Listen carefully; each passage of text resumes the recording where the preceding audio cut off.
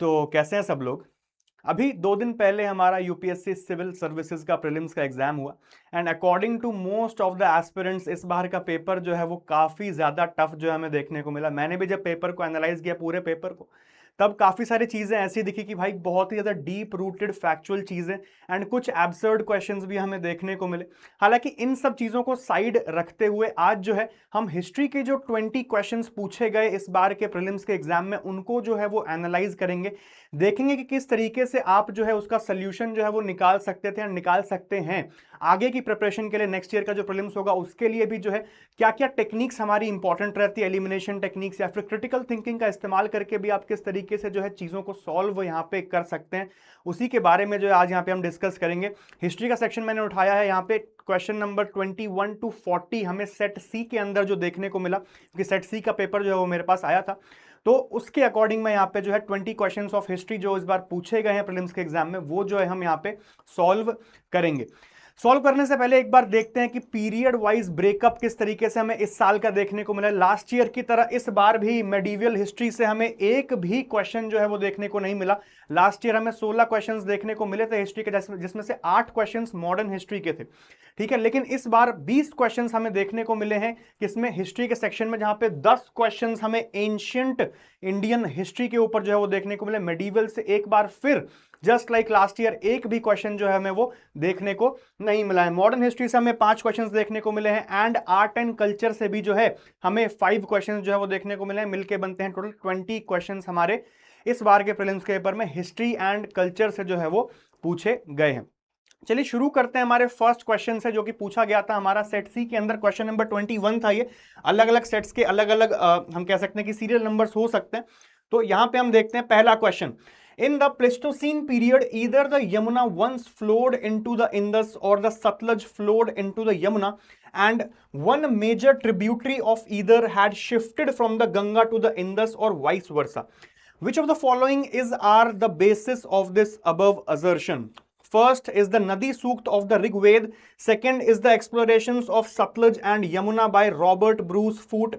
And the third is the presence of the same species of dolphins in both the Indus and the Ganga river systems. अब यहाँ पे ये जो basically question है ये थोड़ा सा ज्योग्राफी की साइड जो है वो टिल्टेड हमें दिखाई दे रहा है, लेकिन मेंशन यहाँ पे एक चीज का हमें देखने को मिलता है, द नदी सूक्त ऑफ द ऋग्वेद, इसीलिए जो मैंने इसको हिस्ट्री के अंडर में जो है वो काउंट किया है। अब यहाँ पे आपको देखने को मिल रहा है द प्लिस्टोसीन पीरियड, ये जो एक ज्योग्राफिकल टर्म है। हम जो हिस्ट्री के अंदर पीरियड वाइज ब्रेकअप करते हैं of the prehistoric culture, वहां पे हम देखते हैं palaeolithic age, mesolithic age and neolithic age. तो यहां पर प्लिस्टोसीन देखते ही काफी बच्चों को लगा होगा कि भाई तो ज्योग्राफी का क्वेश्चन है, लेकिन जब यहाँ पे नदी सूक्त ऋग्वेद का जो है मेंशन आया तो ये एक combination of geography and history हमें देखने को मिलता है।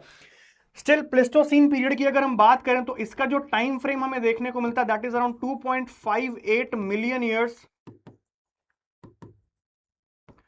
से लेकर अराउंड 11,000 BCE तक हमें देखने को मिलता है, ठीक है। काफी सिमिलर है ये हमारा टू द पैलियोलिथिक एज जो कि हम हिस्ट्री के अंदर पढ़ते हैं, ठीक है। पैलियोलिथिक एज का भी जो टाइम फ्रेम है हमारा that is also similar kind of. वहां पे हम 2.6 मिलियन ईयर्स से 10,000 BCE तक का जो टाइम फ्रेम है उसको ओवरऑल पैलियोलिथिक एज के अंडर जो है वो काउंट करते हैं। अब यहां पे आगे बढ़ते हैं कि जो यमुना का जो फ्लो हमें देखने को मिलता है, Yamuna once flowed into the Indus और द सतलज और the Sutlej flowed towards the Yamuna, ठीक है। तो इसकी जो इतनी साइंटिफिक चीजें हैं ये हमें फर्स्ट ऑफ ऑल ऋग्वेद के अंदर देखने को नहीं मिलती है। नदी सूक्त के अंदर सिर्फ रिवर्स के नाम मेंशन्ड हैं, उनकी कोई ओरिजिनेशन के बारे में जो मेंशन हमें देखने को नहीं मिलता है, इसीलिए ये जो है हम पहले ही हटा देंगे। सेकंड क्या है, the explorations of the Sutlej and the Yamuna by Robert Bruce Foote. अब रॉबर्ट ब्रूस फूट ने जो है जरूर एक्सप्लोरेशंस करी थी सतलज एंड यमुना के आसपास के एरियाज की, लेकिन इन्होंने जो है वो टूल्स के बारे में जो है वो डिस्कवरीज की थी। टूल्स जो है वो एक्सप्लोर किए थे, लाइक हमें हैंड एक्सिस जो देखने को मिले थे किसके अंदर, द पैलियोलिथिक एज के अंदर, स्टोन टूल्स, उसके बारे में जो है इन्होंने बताया था। तो ये भी जो है हमारा ऑप्शन गलत हो जाता है। थर्ड हमारा क्या बचता है, the presence of the same species of dolphins in both the Indus and the Ganga river systems, यही जो है हमारा सही आंसर बनता है, क्योंकि पहले दो तो हमारे वैसे ही गलत हो गए। तो वैसे भी अगर आपको थर्ड का पता हो या ना भी हो तब भी जो है आप बिना कुछ सोचे समझे जो है थर्ड जो है वो मार्क कर सकते हैं, यानी कि ऑप्शन डी सिर्फ थर्ड स्टेटमेंट जो है वो सही है। The presence of the same species of dolphins in both the Indus and the Ganga river systems, जिससे ये पता चलता है कि एक टाइम के अंदर ये दोनों नदियां जो हैं वो साथ में जो है वो बहा करती थी। ठीक है, एक बार इसका हम एक्सप्लेनेशन भी देख लेते हैं। The statement discusses the geological theory that during the Pleistocene period, the major river systems of North India were connected, likely through the Yamuna or Satluj, shifting their courses. ठीक है, बाकी रॉन्ग क्यों है वो भी देख लेते हैं। नदी सूक्त of the Rigveda mentions rivers but does not provide scientific evidence of the Pleistocene geographical shifts. जैसा कि मैंने बताया, ऋग्वेद के अंदर मेंशन जरूर है नदियों के नाम, लेकिन उनकी ज्योग्राफिकल चीजें जैसे कि कहां से ओरिजिनेट हुई, कैसे चेंज हुई, ये सब जो है वो ऋग्वेद के नदी सूक्त के अंदर हमें देखने को नहीं मिलता है। तो ऑप्शन अपने आप एलिमिनेट हो जाता है। दूसरा, हमने रॉबर्ट ब्रूस की बात की थी। He was the geologist known for discovering pre historic stone tools, जैसे कि मैंने यहां पे बात की, द हैंड एक्सेस। ठीक है, तो इन्होंने जो है शिफ्टिंग ऑफ द रिवर्स के बारे में कोई भी बात यहां पे नहीं की थी, तो बहुत ही ऑब्वियस सी बात है, यहां पे एलिमिनेशन लगा के आप अपने आप ऑप्शन 3 को जो है वो सिलेक्ट कर सकते हैं। ठीक है, अब बढ़ते हैं अपने अगले क्वेश्चन की तरफ। What does an empty seat represent in early Buddhist iconography? बिल्कुल ये एनसीईआरटी का क्वेश्चन यहां पे आ गया है। ठीक है, the meditation of the Buddha, the Buddha first sermons, the Buddha's first sermon, the Buddha's Mahaparinirvana and the Buddha's Mahabhinishkramana. अब यहाँ पे अगर हम देखें बुद्ध का जो महाभिनिष्क्रमा है, इसके अंदर हमें क्या देखने को मिलता है कि यहां पर इसकी जो आइकोनोग्राफी है वो हमें देखने को मिलती है एक राइडरलेस हॉर्स की। किसकी देखने को मिलती है हमें? राइडरलेस हॉर्स।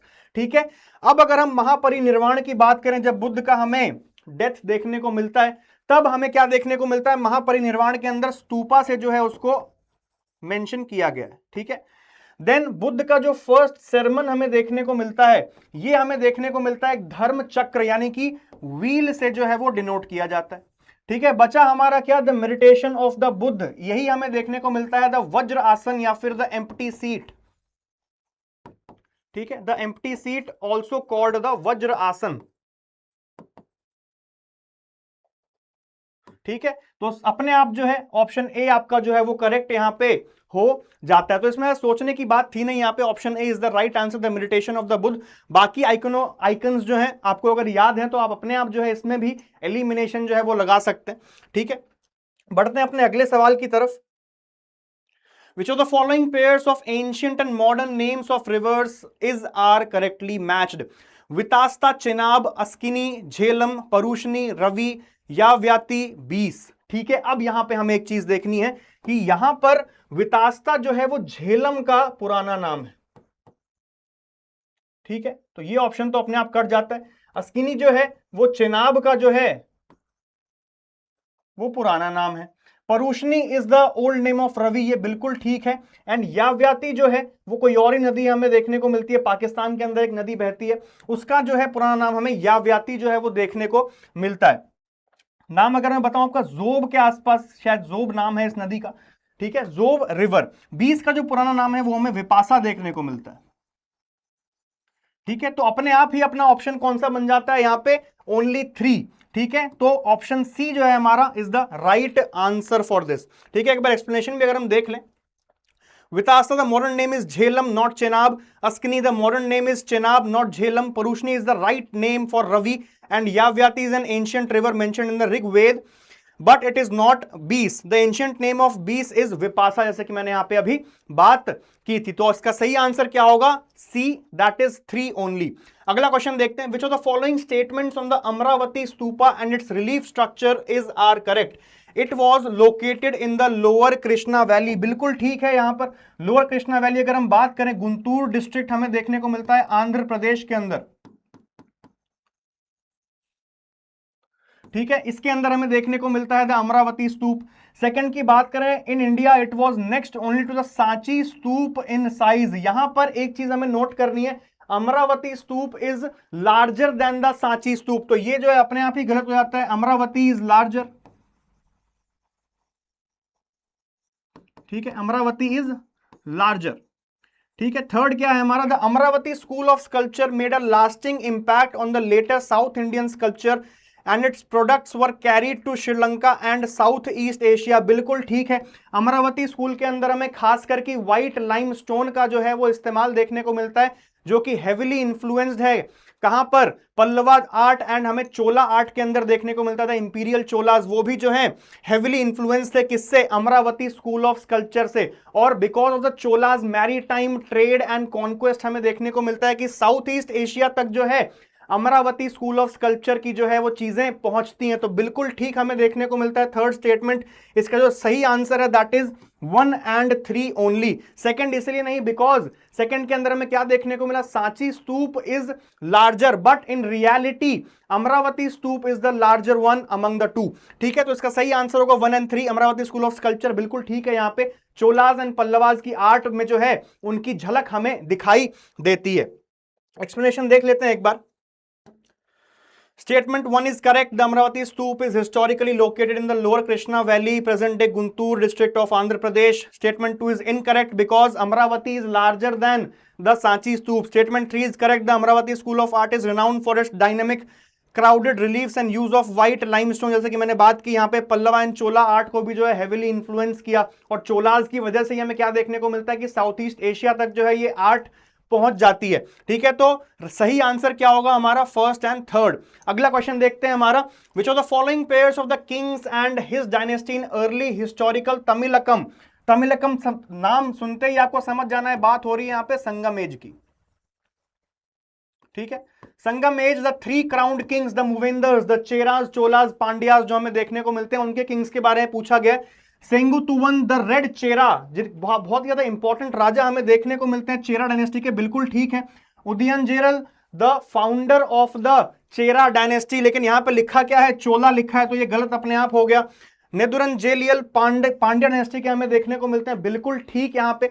ठीक है, तो अपने आप ही यहां पे क्या क्वेश्चन पूछा गया, नॉट करेक्टली मैच्ड। अब कई बार ऐसा होता है बच्चे देख के जो है 1 और 3 पे करेगा कि करेक्टली मैच पूछा गया है। क्वेश्चन हमें बिल्कुल ठीक तरीके से जो है वो पढ़ना है, देन उसके बाद ही आंसर करना है। सिर्फ सेकंड ही जो है हमें देखने को मिलता है सही नहीं है, तो option B is the right answer for this. ठीक है, एक्सप्लेनेशन भी देख लेते हैं एक बार। Senguttuvan Chera correct, Udiyanjeral Chola incorrect, because Udiyanjeral जो है हमें देखने को मिलते हैं चेरा डायनेस्टी के जो है फाउंडर थे। अगर हम एंशियंट चोलाज की बात करें तो कारिकला चोला हमें देखने को मिलता है, तो संगम एज जिन्होंने चोलाज की जो है वो एस्टैब्लिशमेंट की थी in the ancient time period. Imperial Cholas अलग है जो हमें अर्ली मेडिवल में देखने को मिलता है। ठीक है, फिर नेदुन जेलियल हमें देखने को मिलते हैं, जेलियन सॉरी, पांड्या डायनेस्टी के। बिल्कुल ठीक यहां पे आंसर हमें देखने को मिलता है, तो इसका सही आंसर होगा ऑप्शन बी 2 ओनली। ठीक है, अगला क्वेश्चन देखते हैं। Which of the following factors contributed to the formation of the forward bloc by Netaji Subhash Chandra Bose in 1939? ठीक है, यहां पे स्टेटमेंट्स देखते हैं। First, Bose failed to win the confidence of Mahatma Gandhi. बिल्कुल ठीक स्टेटमेंट है। ठीक है, जब बोस ने जो है हमें देखने को मिलता है कि 1939 त्रिपुरी इलेक्शन के अंदर सीतारामैया को जो है वो हराया था, तो महात्मा गांधी ने बोला था कि भाई सीतारामैया की डिफीट उनकी अपनी डिफीट है। और इससे पहले भी हमें आइडियोलॉजीज का क्लैश जो है वो देखने को मिला ही था नेताजी सुभाष चंद्र बोस एंड महात्मा गांधी के बीच में। ठीक है, तो यहां पे हमें क्या देखने को मिला, this is the right statement, Bose failed to win the confidence of Mahatma Gandhi. ठीक है, सेकंड की बात करें, the Congress left was disunited and failed to support Bose. बिल्कुल ठीक। ठीक है, कांग्रेस का जो लेफ्ट विंग था वो जो है डिसयूनाइटेड था, जिसकी वजह से बोस को जो है वो सपोर्ट नहीं मिल पाया। बिल्कुल ठीक स्टेटमेंट है। The communist did not support Bose in his endeavours, ये जो हमें गलत देखने को मिलता है। शुरुआत के अंदर कम्युनिस्ट का सपोर्ट पूरी तरीके से बोस के साथ था। काफी आगे जाके जो है जब सेकेंड वर्ल्ड वॉर आगे प्रोग्रेस होता है तब हमें देखने को मिलता है कि बोस के पास जो है कम्युनिस्ट का जो सपोर्ट है वो धीरे धीरे करके जाने लगता है। लेकिन शुरुआत के अंदर कम्युनिस्ट बिल्कुल सपोर्ट कर रहे थे नेताजी सुभाष चंद्र बोस को। Then the supporters of M N. Roy and socialist leaders like Jayaprakash Narayan preferred Congress unity to supporting Bose. यहां पे ये स्टेटमेंट बिल्कुल ठीक है। लीडर्स लाइक जयप्रकाश नारायण का मानना था कि भाई अभी अगर कांग्रेस में स्प्लिट हुआ तो हम जो कॉलोनियलिज्म या फिर ब्रिटिश के खिलाफ जो लड़ाई लड़ रहे हैं उसके अंदर जो है हमारी पावर जो है वो कम हो जाएगी। कांग्रेस का बचे रहना जरूरी है। उसका स्प्लिट होने का मतलब है कि ब्रिटिश जो है हमें और आसानी के साथ जो है वो एक्सप्लॉइट कर पाएंगे। ऐसा सोचना था Jayaprakash Narayan and other socialist leaders का। तो इसी वजह से ये लोग भी जो है वो बोस को डायरेक्टली सपोर्ट नहीं कर पाए। तो first, second and fourth statements are absolutely correct. The third one is wrong. तो इसका सही आंसर होगा 1, 2 एंड 4। ठीक है, आगे बढ़ते हैं। Consider the following statements regarding the British policy in Awadh immediately after its annexation in 1856. First, the taluqdars were dispossessed of their estates but allowed to retain their arms and forts. बिल्कुल गलत, यहाँ पे तालुकदार्स को डिस्पोजेस तो किया गया और साथ ही उनको आर्म्स एंड फोर्ट्स रखने की भी जो है वो इजाजत नहीं थी, जिसकी वजह से क्या हुआ, तालुकदार्स ने जो है 1857 के रिवोल्ट के अंदर बढ़ चढ़ के जो है वो सपोर्ट किया था अवध को। तालुकदार्स का अगर हम मेनली अगर एक चीज देखें, zamindars and taluqdars are very similar in nature, तो अभी के लिए हम इतना ही देखते हैं। Then a summary revenue settlement was made in 1856 assuming that the taluqdars were outsiders, बिल्कुल ठीक है यहाँ पे। And the third, the British believed in taking revenue directly from the peasants by removing the taluqdars, बिल्कुल ठीक। सेकंड एंड थर्ड हमें बिल्कुल ठीक देखने को मिलता है, इसका सही आंसर होगा ए 2 एंड 3। एक्सप्लेनेशन देखते हैं एक बार इसका। Statement 1 is incorrect, the British did dispossess the taluqdars but they absolutely did not allow them to retain their arms and forts. इसी वजह से जो है ये लोग क्या करते हैं, 1857 के रिवोल्ट के अंदर बढ़ चढ़ के जो है ब्रिटिश के खिलाफ जो है वो लड़ते हैं। Then second statement is correct. Lord Dalhousie's administration introduced the summary settlement of 1856 based entirely on the assumption that taluqdars were merely outsiders. बिल्कुल ठीक statement है। Then the third, influenced by utilitarian ideals, the British administration's core philosophy was to remove the Talukdar or the middlemen and directly take taxes from the cultivators. तो ये भी चीज बिल्कुल ठीक हमें देखने को मिलती है। Then next देखते हैं, the genesis of political alliances based on community lay in the very nature of the Montague-Chelmsford reforms 1919. Which of the following statements support the above assertion? First, reforms retained and extended the principle of separate electorates. बिल्कुल ठीक हमें देखने को मिलता है। 1909 में जब Muslims के लिए सेपरेट इलेक्टोरेट्स आए गए थे, उसके बाद ये एक्सटेंड होते हैं towards six, towards Anglo Indians etcetera, बाकी माइनॉरिटीज की तरफ। तो यहाँ पे क्या चीज थी मेनली कि भाई सेपरेट इलेक्टोरेट जो है वो एक्सटेंड हो रहे हैं। अब आपको फर्क तो पता ही होगा separate electorates and reserved seats के अंदर, हम क्लासेस के अंदर भी कई बार जो है वो डिस्कस कर चुके हैं, ठीक है। Then separate electorates were supposed to counter Indian nationalism which was growing stronger. अब separate electorates कैसे काउंटर करते हैं वो भी जो है काफी लंबा टॉपिक है, स्टिल थोड़ा सा मैं आपको समझाता हूं। जैसे कि सेपरेट इलेक्टोरेट्स के अंदर हमें क्या देखने को मिलता है कि भाई जिसको मिले हैं उसी माइनॉरिटी का इंसान जो है उस सीट से खड़ा होगा, उसको वोट भी उसी माइनॉरिटी के इंसान करेंगे, विच विल क्या देखने को मिलता है कि बाकी जो सेक्ट्स के लोग हैं वो जो है उनको वोट भी नहीं कर सकते। तो ये चीज जो है मार्जिनलाइज करती है बाकी के सेक्ट के लोगों को। तो ये चीज इंडियन नेशनलिज्म जो कि यूनिटी पे जो है वो काम कर रहा था, उसकी यूनिटी को ब्रेक करने की कोशिश जो है यहाँ पे हमें देखने को मिलती है। Then the deprived classes rallied around the favours inherent in separate electorates. बिल्कुल ठीक है ये भी कि भाई जो डिप्राइव्ड क्लासेस हैं, जो हमें लोअर क्लासेस देखने को मिलती है, उनको जब सेपरेट इलेक्टोरेट्स मिले तो वो बहुत ज्यादा खुश हुए एंड उन्होंने जो है खुशी खुशी इस चीज को जो है वो एक्सेप्ट किया कि भाई ब्रिटिश हमारे फायदे के बारे में सोच रहे हैं। लेकिन अंदर ही अंदर British were planning divide and rule. तो ये चीज हमें यहां पे देखने को मिलती है। All 1, 2 and 3 are correct in this, ठीक है। एक बार एक्सप्लेनेशन भी देख लेते हैं यहाँ पे। First is correct, second also correct and third is also correct. यहाँ पे आप इसका स्क्रीनशॉट भी जो है यहाँ पे ले सकते हैं फॉर योर फर्दर रीडिंग, ठीक है। आगे बढ़ते हैं। Which one of the following Carnatic music ragas, Carnatic music आपको समझ जाना, सीधा यहाँ पे साउथ इंडिया की जो है वो बात हो रही है,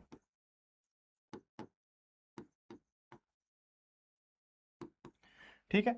इज सिमिलर टू राग बिलावल इन हिंदुस्तानी म्यूजिक। राग बिलावल की अगर हम बात करें तो इसके अंदर हमें द फंडामेंटल 6 शुद्ध जो हमें देखने को मिलते हैं इंडियन म्यूजिक के अंदर, सा रे गा मा पा धा नी, ठीक है। तो उसकी जो हमें मेंशन देखने को मिलती है राग बिलावल के अंदर। तो कौन सा इनमें सिमिलर है, बहुत ही फैक्चुअल क्वेश्चन है। नाट भैरवी नहीं है, कामावर्धनी नहीं है, हनुमा तोड़ी नहीं है, धीरा शंकरा भ्रनम हमें देखने को मिलता है इसका सही आंसर, ठीक है। नेक्स्ट क्वेश्चन की तरफ बढ़ते हैं अपने।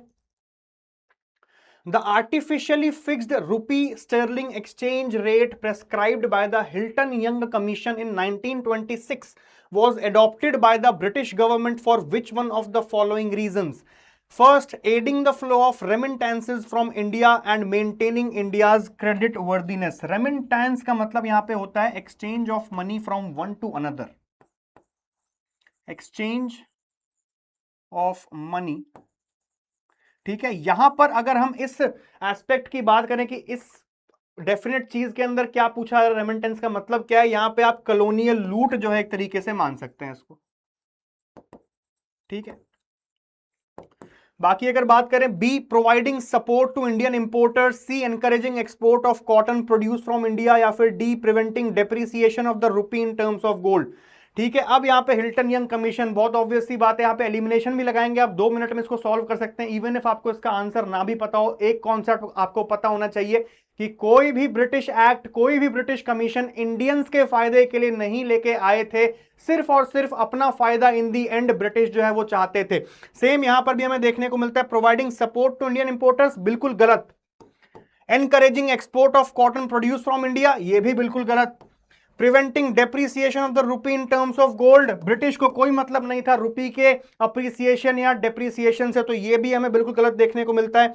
Adding the flow of colonial loot from India and maintaining India's credit worthiness, ये जो है हमें इसका सही आंसर जो है वो देखने को मिलता है। एक बार एक्सप्लेनेशन भी अगर हम देख लें इसका, The Hilton Young Commission recommended artificially overvaluing the Indian rupee by fixing it at a higher exchange rate of 1 shilling and 6 pence instead of the natural market rate of 1 shilling and 4 pence. ठीक है, the British motive was by making the rupee more expensive, the British colonial government ensured that they needed fewer rupees to pay off their home charges. अब ये home charges क्या थे? They were massive remittances sent from India to Britain to pay for British administrative costs, military expense and pensions. तो ये इसके पीछे का real reason हमें देखने को मिलता है। यहां पर भी अपना फायदा, जैसा कि मैंने आपको बताया, अपने फायदे के बारे में सोचते थे हमेशा। जहां पर भी आपको इंडियंस के फायदे की बात दिखे किसी भी ब्रिटिश पॉलिसी में, आपको समझ जाना है कि भाई यहां पे गलत ही स्टेटमेंट वो होने वाला है। ठीक है, अगला क्वेश्चन देखते हैं। Consider following statements, Pali text contain the first definitive reference to coins. ठीक है, second, the literary evidence from Pali text is corroborated by archaeological evidence of punch marked coins from many sites, most of them made of silver. यहाँ पे coins की बात हो रही है, money exchange की बात हो रही है। The above statements have been associated with which of the following? First, emergence of urban life, बिल्कुल ठीक हमें देखने को मिलता है। जहां पे हमें बार्टर सिस्टम से ऊपर उठ के मनी एक्सचेंज चीजें देखने को मिल रही है, वहां पे बहुत ऑब्वियस सी बात है कि अर्बन लाइफ का जो है इमर्जेंस हमें देखने को मिलता है। Second, transition to money economy, ये भी बिल्कुल ठीक हमें देखने को मिलता है। बहुत सिंपल क्वेश्चन, इसका सही आंसर होगा बोथ फर्स्ट एंड सेकंड। ठीक है, बहुत ही सिंपल सा आंसर होगा इसका। देन अगला देखते हैं, which of the following temples have a Nagara style shikhara, बहुत ही इंपॉर्टेंट यहां पे, Nagara style, Dravida style and Vesara style. ठीक है, मालेगिट्टी, शिवालय, बादामी के अंदर अगर हमें इनके एरियाज पता होंगे तो यहां पे हमें यह देखने को मिलता है कर्नाटका के अंदर। कर्नाटका आ गया तो समझ जाना है हमें यहां पे द्रविड़ स्टाइल का टेंपल। ठीक है, एहोल के अंदर हमें देखने को मिलते हैं दोनों के fusion, Dravida and Nagara style के फ्यूजन से बने हुए टेंपल्स हमें देखने को मिलते हैं। वेसारा स्टाइल का टेंपल है ये। ठीक है, हालांकि हुच्ची मालीगुड़ी टेंपल जो एहोल के अंदर हमें देखने को मिलता है, इसका जो टॉप है वो काफी हद तक नगर शिखर से मिलता है, लेकिन पूरा का पूरा टेंपल ये वेसारा स्टाइल का है। दोनों ही हमें एस्पेक्ट्स के फ्यूजन देखने को मिलते हैं, Dravida and as well as Nagara. तो इसको हम प्योर नगर नहीं बोल सकते, इसीलिए यहां पे इनकरेक्ट यहां पे हमारा ये वाला हो जाता है। ठीक है, दशावतार टेंपल देवगढ़ के अंदर गुप्ताज ने बनवाया था यहां पे, बिल्कुल ठीक, यहां पे ये हमें नगर स्टाइल देखने को मिलता है। ठीक है, देन विरूपाक्ष टेंपल पत्तादकल में हमें देखने को मिलता है, विजयनगर साम्राज्य के टाइम पीरियड पे साउथ इंडिया के अंदर बनाया गया, एक बार फिर से हमें द्रविड़ देखने को मिलता है। ठीक है, तो इसका सही आंसर अपने आप हमारा बन जाता है option C, the Dashavatara temple in Deogarh, जो कि गुप्ता एम्पायर के टाइम पीरियड पे जो है वो बनाया गया था। Option C is the right answer for this. तो आपको यहां पे एक चीज हमेशा याद रखनी कि भाई आप आंसर्स जो है अपने कॉन्सेप्ट से ही जो है वो सॉल्व कर सकते हो, मोस्ट ऑफ देम। कुछ क्वेश्चंस हाँ डिफिकल्ट हैं, यहां पर भी हमें कुछ क्वेश्चंस डिफिकल्ट देखने को मिले हैं, लेकिन इसका मतलब ये नहीं कि 20 के 20 क्वेश्चंस जो है वो इतने डिफिकल्ट है कि भाई आप सॉल्व ही नहीं कर सकते हो।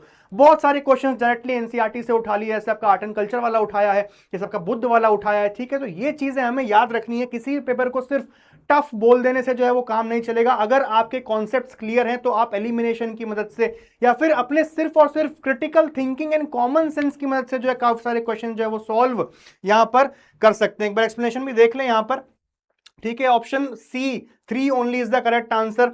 ठीक है, इनकरेक्ट है बदामी वाला, इनकरेक्ट है एहोल वाला, देवगढ़ वाला बिल्कुल ठीक हमें देखने को मिलता है, गुप्ता टाइम पीरियड में बनाया गया। एंड विरूपाक्ष जो हमें देखने को मिलता है किसके अंदर, हमारा विजयनगर एम्पायर के अंदर। ठीक है, तो only 3 features the Nagara style, pure Nagara style. ठीक है, अगला देखते हैं, among the 4 main forms of existence of life recognised in Jainism. सीधा आपको आंसर मार्क करके आना यहाँ पे, यक्ष, डेमीगॉड, जिनका जो है मेंशन हमें कहीं देखने को मिलता ही नहीं है।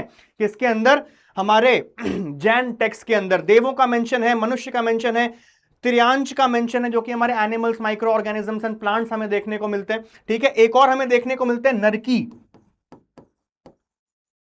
जिनको हम हेल बींग्स जो है वो बोलते हैं, जो कि नर्क में जो है रहते हैं, नाम से ही पता चल रहा है नर्क की। ठीक है, यक्ष जो है एक सब टॉपिक या फिर सब कैटेगरी हम देव की जो है वो बोल सकते हैं, एक अलग एक्सप्लिसिट चीज नहीं देखने को मिलती है हमें जैनिज्म के अंदर। द 4 गतिज ऑफ जैनिज्म, 4 गतिज में देव, नरकी, मनुष्य और त्रियांश हमें देखने को मिलता है, यक्ष हमें देखने को नहीं मिलते हैं। यक्ष हमें एक सब कैटेगरी जो है वो देखने को मिलते हैं यहां पर, तो इसका सही आंसर है ऑप्शन बी यहां पर। ठीक है, यक्ष यानी कि डेमी गॉड्स। नेक्स्ट देखते हैं, द हलीसाल्या पेंटिंग्स इन द बाघ केव्स ऑफ मध्य प्रदेश। ठीक है, एमपी के अंदर है हमारे बाघ केव्स। ठीक है, represent a joyous folk dance, B Buddha in a meditative pose, C the depiction of Shiva and Parvati on Kailash, या फिर डी द समुद्र मंथन। इसका सही आंसर हमें देखने को मिलता है अ जॉयस फोक डांस। एक चीज आपको याद रखनी है यहां पर कि हलीसाल्या पेंटिंग्स जो है ये किसी भी रिलीजन को जो है वो डिनोट नहीं करती हैं। अपने आप आपका आंसर जो है वो क्लियर हो जाएगा एलिमिनेशन की मदद से कि बुद्ध रिलीजन से आते हैं। ठीक है, गलत है। ठीक है, depiction of Shiva and Parvati religion से आ रहे हैं, समुद्र मंथन रिलीजन से आ रहे हैं, तो जॉयस फोक डांस ही इसका आंसर होगा। एलिमिनेशन की मदद से आप आसानी के साथ जो है इस क्वेश्चन को जो है वो सॉल्व कर सकते हैं। Option A a joyous folk dance is the right answer for this explanation, जो है आप यहां पे स्क्रीनशॉट भी ले सकते हैं इस चीज का। नेक्स्ट बढ़ते हैं, consider the following statements relating to the use of place value system in India. The earliest epigraphic use of the place value system in India is found in the Manikani plates from Gujarat. बिल्कुल ठीक हमें देखने को मिलता है post Gupta time period के अंदर ये चीज। Then in the 9th century place values became general in inscriptions all over India। ठीक है, ये भी हमें बिल्कुल ठीक देखने को मिलता है कि प्लेस वैल्यू सिस्टम जो है वो काफी जनरल जो है वो हो गया। थर्ड हमें देखने को मिलता है place values have been found in Sanskrit inscriptions in South East Asia as early as the 7th century। बिल्कुल ठीक हमें देखने को मिलता है। ठीक है, प्लेस वैल्यू सिस्टम ओरिजिनेट जो है वो इंडिया से ही हुआ, हमें ये चीज भी देखने को मिलती है। तो इसका सही आंसर है फर्स्ट, सेकंड एंड थर्ड हमें देखने को मिलता है इज द सही answer for this, the right answer for this. ठीक है, option D first, second and third are the right answers. Screenshot यहां पे आप ले सकते हैं इस वाली स्लाइड का। देन अगला देखते हैं, consider the following statements about the archaeological findings in the Harappan towns. बहुत ज्यादा इंपॉर्टेंट चीज है। There is a wide occurrence of spindle holes in the houses but absence of spinning wheels। ठीक है, तो statement 1 suggests that spinning was a laborious activity done at home। बिल्कुल ठीक हमें देखने को मिलता है कि स्पिंडल होल्स तो है और यहां पर स्पिनिंग जो है वो घर पर की जाती है। बिल्कुल ठीक हमें देखने को मिलता है। Second, weights and measurement scales complete with graduations have been discovered. बिल्कुल ठीक है ये स्टेटमेंट भी। Statement 2 suggest the extent of the scientific knowledge that the Harappans possess. बिल्कुल ठीक यहां पे देखने को मिलता है। ठीक है, there are houses built in large part with baked bricks around relatively spacious courtyards with their own wells, bathing platforms and large rooms। ठीक है, statement 3 suggest the emergence of a common property system. ये जो है एक बहुत बड़ा trap हमें देखने को मिला है कि यहां पे बात हो रही है हाउसेज की, अपने कोर्टयार्ड्स की, अपने वेल्स की, अपने बेदिंग प्लेटफॉर्म्स की, लेकिन यहां पे क्या लिखा हुआ है, a common property system just like the great bath of the Mohenjodaro की यहां पे बात हो रही है। तो ये जो है स्टेटमेंट हमें गलत देखने को मिलता है क्योंकि यहां पर बात की जा रही है इंडिविजुअल हाउसेज की, इंडिविजुअल सिस्टम्स की, लेकिन यहां पर क्या है, कॉमन प्रॉपर्टी सिस्टम। जरूर था the great bath of Mohenjodaro इसका एग्जाम्पल, लेकिन ये इससे जो है वो डिनोट नहीं हो रहा है। तो ये स्टेटमेंट जो है वो गलत हमें देखने को मिलता है। इसका सही आंसर होगा कि first and second are the correct ones. ठीक है, ए इसका सही आंसर हमें देखने को मिलता है यहां पे 1 and 2 ओनली। ठीक है, तो इस तरीके से आप जो है क्वेश्चन को सॉल्व करेंगे। क्रिटिकल थिंकिंग आप यहां पे लगाएंगे, आप जो है सिर्फ एनालाइज भी करेंगे तब भी आपको जो है चीजें क्लियर हो जाएंगी। ये क्वेश्चन अगर किसी ने पढ़ा भी नहीं होगा इवन उसको इंडस वैली का आइडिया भी नहीं होगा, तब भी वो जो है इस चीज से ये पता कर सकता है कि थर्ड स्टेटमेंट जो है वो इसको फॉलो नहीं कर रही है। ठीक है, तो ये चीज हमें देखने को मिलती है यहां पे। अगला बढ़ते हैं, which one of the following statements about the Eka movement and Bardoli Satyagraha is correct? Option A, the Eka movement was throughout supported and organised by the Congress, बिल्कुल गलत है। यहां पे पहला स्टेटमेंट पढ़ते ही, पहले 3 लाइन पढ़ते ही मैंने बता दिया कि गलत है, बिकॉज कांग्रेस ने इसको सपोर्ट नहीं किया था, इट बिकेम टू रैडिकल। ठीक है, तो कांग्रेस इनको सपोर्ट नहीं कर रही थी। Second, the Eka movement was provided leadership by the taluqdars of Awadh, बिल्कुल गलत। ये भाई मूवमेंट ही तालुकदार्स के अगेंस्ट हमें देखने को मिलता है, एक्सेसिव रेंट्स के अगेंस्ट हमें देखने को मिलता है, तो ये चीज बिल्कुल गलत है। ठीक है, C, the Bardoli Satyagraha was a campaign against the enhancements of land revenue while the Eka movement was a protest against excessive extraction of rents, बिल्कुल ठीक। ठीक है, ये वाला स्टेटमेंट है बिल्कुल ठीक जो है वो देखने को मिलता है। ऑप्शन डी देखें, the Eka movement was located in the Varanasi and Mirzapur districts of the present day Uttar Pradesh, while the Bardoli Satyagraha took place in Saurashtra, ये गलत देखने को मिलता है। सौराष्ट्र नहीं, सूरत का जो एरिया हमें देखने को मिलता है उसके आसपास जो है बरदोली सत्याग्रह जो है वो हुआ था, तो यहां पे इसका सही आंसर होगा ऑप्शन सी यहां पे। ठीक है, option C is the right answer. The Bardoli Satyagraha was a campaign against the enhancement of land revenue while the Eka movement was a protest against excessive extraction of rent. ठीक है, यहां पे आप इसका स्क्रीनशॉट जो है वो ले सकते हैं, पूरी की पूरी एक्सप्लेनेशन का जो मैंने बताया वही लिखा हुआ है, जस्ट इंग्लिश के अंदर यहां पे आपको समझाया गया। ठीक है, लास्ट क्वेश्चन हमारा the 20th question of history. ठीक है, सेट सी के अंदर क्वेश्चन नंबर 40 हमें देखने को मिलता है ये वाला। Consider the following statements about the Rigvedic period. First, irrigation from wells allowed agriculture to expand away from floodplains and strips on river margins into the present-day Punjab and Haryana plains having underground water levels reasonably close to the surface. Second, drought animal power was employed to drop water out from the wells. ठीक है, इससे हमें क्या पता चल रहा है कि भाई यहाँ पे बात हो रही है किसकी? इरिगेशन की बात हो रही है। किसकी बात हो रही है? इरिगेशन की यहाँ पे बात हो रही है। ठीक है, देन अब यहां पे कौन कौन सी स्टेटमेंट्स इस इरिगेशन की चीज को सपोर्ट कर रहे हैं? There is evidence in Rigveda of the use of ashma chakra, stone pulley, wheel and ahava, strapped wooden pails to drop water. ठीक है, वाटर मतलब इरिगेशन, बिल्कुल ठीक हमें देखने को मिलता है। Mention has been made in the Rigveda of use of implements like parashu, axe and datra, sickle. अब यहां पे ये वाला आ जाता है थोड़ा सा अलग, क्योंकि भाई बात हो रही है इरिगेशन की, वाटर की, यहां पे एक्स एंड सिकल की बात हो रही है जो कि forest clearing and harvesting of crops में जो हमें यूज होते हुए दिखती है। तो ये स्टेटमेंट जो है वो गलत हो जाता है, बिकॉज इरिगेशन की बात यहां पे हो रही है एंड यहां पर हम हार्वेस्टिंग की बात बिल्कुल नहीं कर रहे हैं।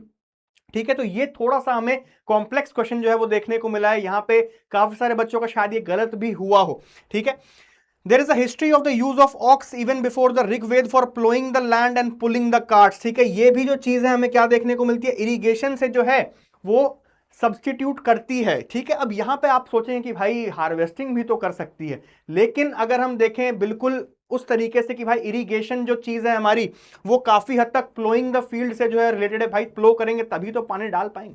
ठीक है, तो ये चीज, और ये जो है हमारा लास्ट के अंदर आता है, बहुत ही कॉम्प्लेक्स क्वेश्चन है ये वाला, मैं एक बार फिर से कह रहा हूं। ठीक है, लेकिन इसका सही आंसर जो हमारा बनेगा that will be 1 and 3 only. Option 2 जो है हमारा वो सही नहीं बन पाएगा, बिकॉज एक्सेस का जो यूज है वो फॉरेस्ट क्लियरिंग के लिए भी किया जाता था, डायरेक्टली इरिगेशन से इसका कोई भी संबंध हमें देखने को नहीं मिलता है। प्लोइंग का संबंध एक बार को है भी इरिगेशन से, एंड यहाँ पे टू ड्रॉप वाटर, पानी का नाम आते ही इरिगेशन, तो बिल्कुल डायरेक्टली बात हो जाती है यहाँ पे। तो just the second statement has no relation to irrigation, that's why it is incorrect, and हमारा सही आंसर बनता है यहाँ पे first and third only. Screenshot यहां पे आप इस चीज का ले सकते हैं। तो हमारे यहां पे सारे के सारे 20 क्वेश्चंस जो है वो समाप्त होते हैं इस बार के UPSC civil services prelims exam के। ठीक है, जैसे कि मैंने बात की, ओवरऑल जो पेपर है हमारा, इसके अंदर हमारे 100 क्वेश्चंस पूछे गए थे, उसका level was indeed tough. In fact some questions were absurd. पहली बार हमें देखने को मिला एथिक्स तक के क्वेश्चंस जो कि जीएस पेपर 4 में पूछे जाते हैं वो इस बार प्रीलिम्स के अंदर पूछे गए।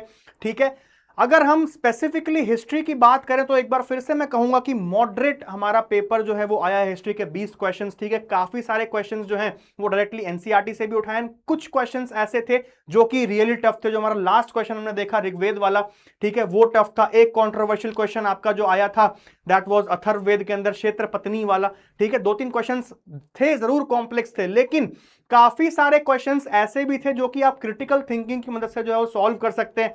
द स्टाइल ऑफ टेम्पल्स वाला क्वेश्चन हमारा, ठीक है, उसके अंदर सिर्फ और सिर्फ, या फिर हड़प्पन टाउन्स वाला जो क्वेश्चन है वहां पे आपको क्रिटिकल थिंकिंग की जो है वो जरूरत थी। सिर्फ आपका कॉन्सेप्ट क्लियर होता एंड क्रिटिकल थिंकिंग का आप थोड़ा सा इस्तेमाल करते तो आपका वो क्वेश्चन बहुत ही आसानी के साथ जो है वो सॉल्व हो जाता। एंड मैं अगर बात करूं जिसके भी कॉन्सेप्ट्स क्लियर होंगे एंड क्रिटिकल थिंकिंग स्किल्स अच्छी खासी होंगी, तो इन 20 में से 14 से 15 क्वेश्चंस वो आसानी के साथ जो है वो सॉल्व सही से कर पाते, ठीक है। तो ये मेरा एनालिसिस था हमारे हिस्ट्री के क्वेश्चंस जो कि 20 के 20 पूछे गए हैं इस साल के अंदर, ठीक है।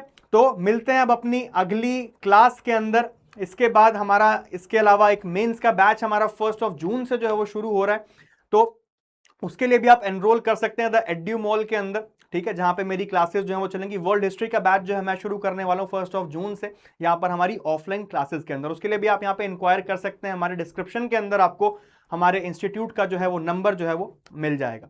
मिलते हैं अपनी अगली क्लास के अंदर, आज के लिए बस इतना ही, शुक्रिया।